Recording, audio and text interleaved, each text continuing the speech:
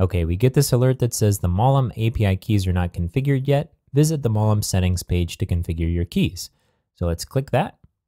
And here we have the access keys and a link to register and log in on mollom.com. I'm going to open this up in a new tab, and I'm going to click Create a New Account. I'll scroll down here. Now you should go ahead and enter in here what makes sense for your particular use case or test site. I'm going to be using Gifted Geek, so you'll have to use something other than that. So I'm putting in Gifted Geek as a username, my email address, full name, organization, my country. Just because I'm already getting Mollom information, I'm going to uncheck the subscriptions to the newsletters and such. And here's an example of what Mollom looks like in action. And I'm going to fill this out and click Create New Account. Okay, I got the password set to my email address, so I'm going to go grab that now.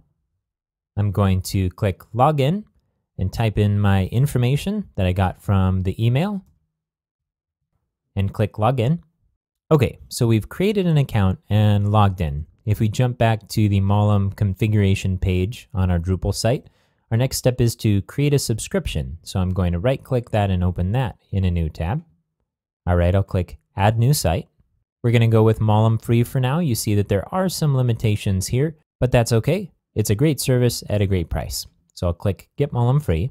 Notice the unlimited spam posts and 100 legitimate posts a day.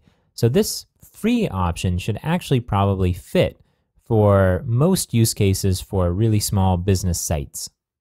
Okay, now let's fill out these details. So the URL here is the eventual URL of the site. For me, it's going to be giftofgeek.com. We'll call this a company site. I'm going to scroll down. In my case, technically, this isn't a customer site. For the language, I'm going to click English because that's what I speak. And the software, I'm going to pick Drupal.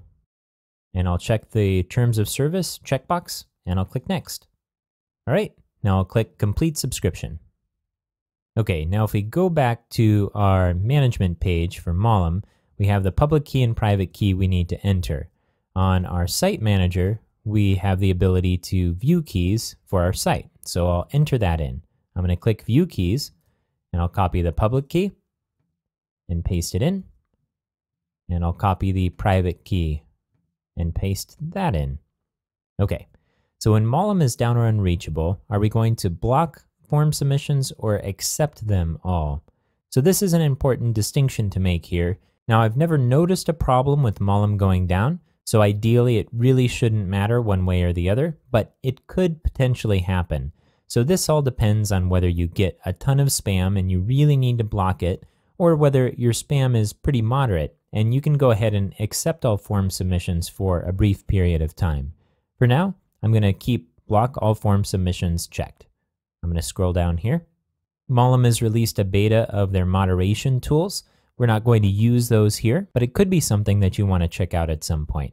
This link to Mollom's privacy policy indicates that when somebody fills out a CAPTCHA, there will also be a link that says something about Mollom's privacy policy, because the content that's getting submitted to our site is actually being sent over to Mollom and then back. So there's some privacy issues potentially there that our site users might have questions about.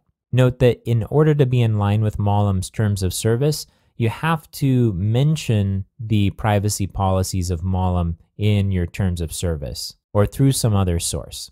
We're going to leave this checked to not worry about informing our users in some other way. And finally, there's a testing mode. So if we wanted to see what the responses of Mollom would be to legitimate content, we could type ham into the content area of the form that we're filling out. If we wanted to trigger a spam type mechanism, we would type in spam.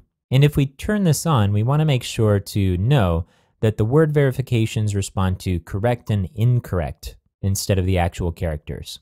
Okay, we're going to go ahead and enable this so we can test it out, but we should remember to come back here when we're done testing to disable this mode. And I'll click Save Configuration.